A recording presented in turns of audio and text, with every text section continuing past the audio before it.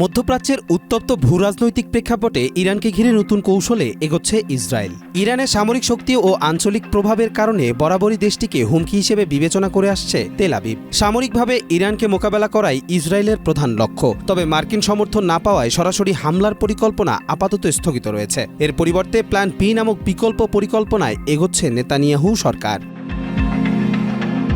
এই বিকল্প পরিকল্পনার আওতায় ইরানের গুরুত্বপূর্ণ সামরিক ব্যক্তিদের হত্যার উদ্যোগ নেওয়া হয়েছে।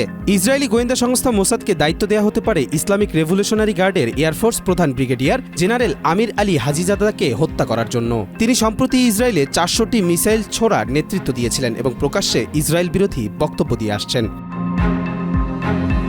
বিশ্লেষকদের মতে আমিরকে হত্যার ফলে ইরানের পক্ষ থেকে পাল্টা প্রতিক্রিয়া আসতে পারে, যা ইসরায়েলের জন্য ইরানের পরমাণু স্থাপনায় হামলার সুযোগ করে দেবে। এই পরিস্থিতিকে কাজে লাগিয়ে ইসরায়েল আবারও যুক্তরাষ্ট্রের সম্মতি পাওয়ার চেষ্টা করতে পারে।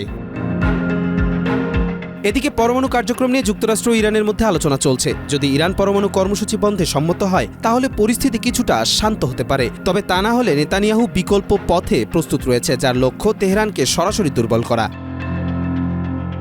কবির চৌধুরী, জয়, মাই টিভি।